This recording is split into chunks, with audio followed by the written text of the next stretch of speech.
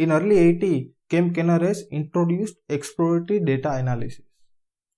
Later on, James Burgess observed there are few guys who always follow the rules, requirement, and based on that they were performing the testing. And another guy was bypassing the requirements. They are going to the random way. And he has found out that the another guy who is not following completely requirement, he is able to find more bugs than the guy who is following the requirement.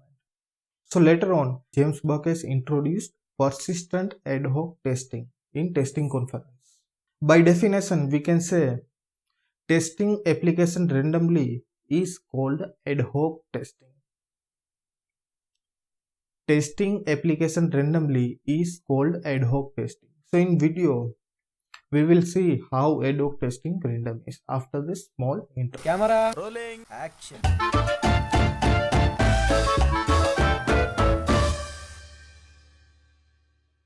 Before starting ad hoc testing, I will tell you one story. If you are heading to home from office, let's say this is your home and you are traveling to office to home. So at a nice sunny day, you stuck in the traffic and you are trying to reach the home, and by that time you are going to a random ways. There are multiple ways you can reach to your home, but you are following sideways to reach your home. Here one point is clear, you are reaching to a home. You are not going anywhere. So many people are saying ad hoc testing is a random testing.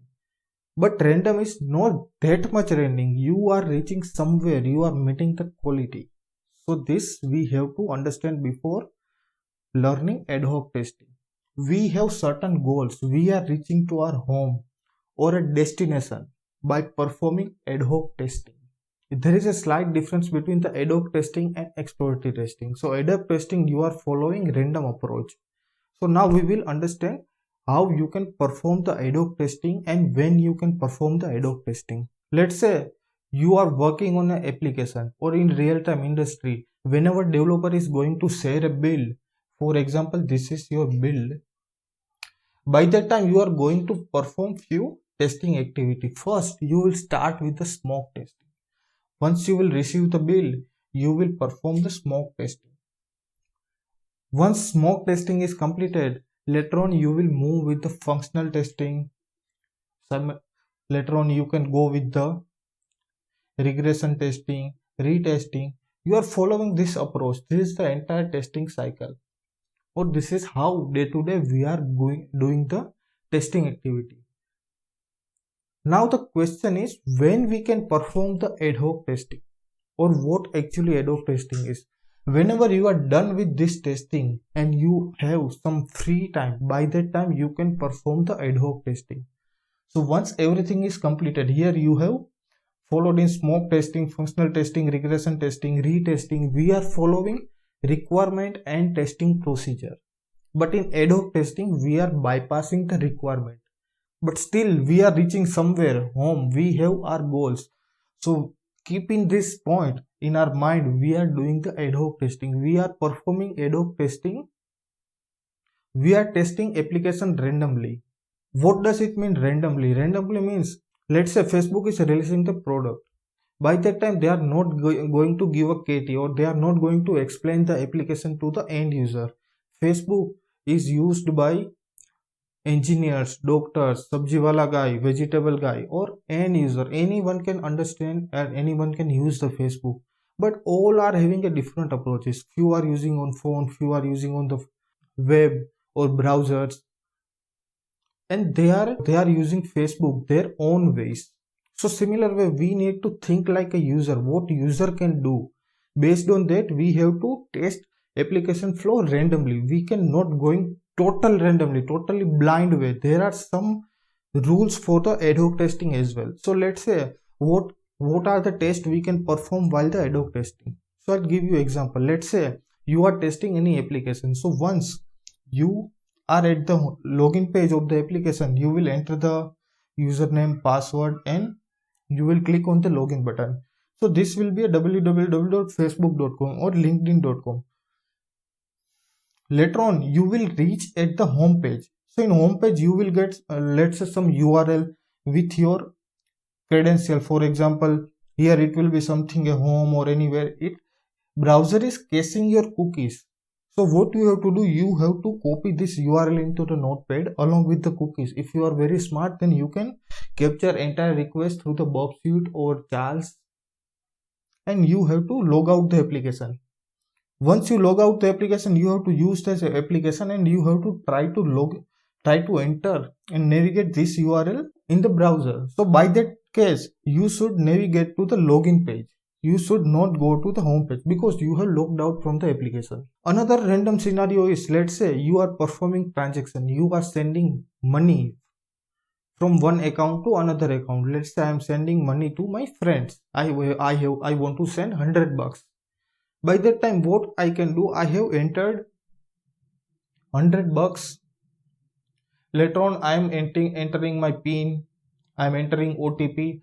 And at the last stage, whenever I have to click on submit, by that time someone calls me.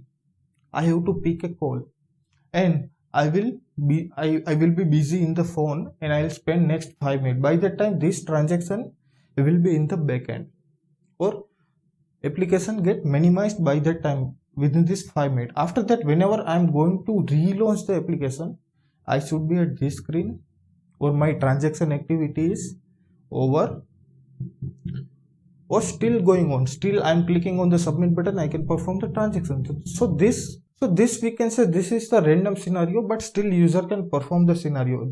In real time, this scenario can happen. Or for, let's say, some other scenario, let's say you are working on any application. By that time you will receive a phone in your phone, or you are receive a messages. By that time you have to observe the behavior of the application. Let's say you have Netflix or Amazon account and you are sharing your account with your friends. So at a time, your five different friend A, B, C, D, E trying to use the same Amazon account. So is it possible? This can be end user scenario. If it is not in the requirement, then Amazon tester can miss out this scenario and user can use the application at the same time and Amazon can lose the money. So there are different scenarios we can perform the ad hoc testing. Now question is, when we can perform the ad hoc testing? So whenever we have done with all this testing, by that time we can go with the ad hoc testing. Whenever we are going to release build, by that time we are left with few days or few times. By that time, end of the day, we can perform ad hoc testing. So these are few scenarios when we can perform the ad hoc testing. Now we will see what kind of basic understanding we should have while performing the ad hoc testing. So first is programming or debugging knowledge. Whenever developers are developing the application, by that time they will definitely get some bugs in unit testing itself. So if we have rough idea of programming or debugging, by that time we can sit with the developer and we can try to understand how they are going to debug the application, how they are going to write a code. Let's say they are using some particular algorithms and they are trying to implement those algorithms. We should know how application works internally. At that time we have root map of the application, so we will know how coding works, how algorithm works. Based on that we can understand the data, how data integration happens between the different layer of the application, and later on with that scenario we can perform the ad hoc testing. Another testing is whenever we have deep knowledge of the application. So I heard many times automation testers are saying, or who works on the automation, they are saying, I will get the test cases and I will automate the test cases. So is this actual testing? What does it mean, deep knowledge of the application? Deep knowledge means you should know in and out of the application. When you know in and out of the application, by that time you can perform the ad hoc testing. I will tell you why. If someone is traveling some random ways and they are reaching some point, but if stranger has to reach that point, they are definitely going to use the Google Map. They don't know They don't know random areas. From there they can reach at the destination. But only who knows the particular area, who are staying at that area, they can only take a side routes and they can reach a particular destination. Similar way, if you know in and out of the application, by that time only you can perform the ad hoc testing. You have to learn application thoroughly. When you know how application fail, which means you know the algorithms, you know the coding, how component will work, how data integration will happen. By that time you can say that there is a chance at particular point application will fail or data integration will fail. By that time you can test surrounding areas and you can perform the ad hoc testing. Another is you have knowledge of system components. Let's say you are testing huge application which is having a huge data flow. Let's take an example for a Facebook. At every seconds many users are uploading photos, videos, they are commenting, and Facebook is deriving all the data. They are storing all the data in their server.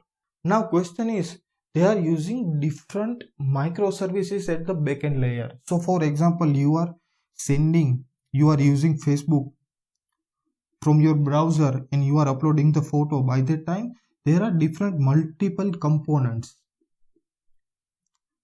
For example, they are using the APIs. They have different microservices like RabbitMQ or different queues they are using. They are integrating with the database. They are keeping backup somewhere. They have multiple servers, multiple database. So there will be integration flow and each components are well connected. So if you know the flow diagram, if you know the architecture of the application, you have deep knowledge of the component, then surrounding this area you can perform somewhere ad hoc testing. Later on, requirement analysis techniques. If you know the requirement analysis, you can go to the in and out of the requirement. You can understand thoroughly. If you have knowledge of the testing concept, if you have knowledge of the software industry or software standards. For example, client is come up with the requirement and they have some strange requirement which is not following the testing standards or software application rules. So by that time you can perform some area and by that time you can find out some ways from the requirement and you can perform the ad hoc testing. By that time you will get some business bugs or critical bugs in terms of the application or standards. So this is how the way we can perform the ad hoc testing. I hope everything is clear. If you know the exploratory testing, now there is a one question in your mind. In exploratory testing also we are doing the same thing. We are testing application randomly. Somehow randomly we can say we'll find the definition from the Google.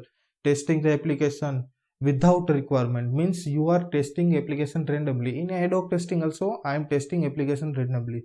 So now question is, what is difference between the ad hoc testing and what is the difference between the exploratory testing?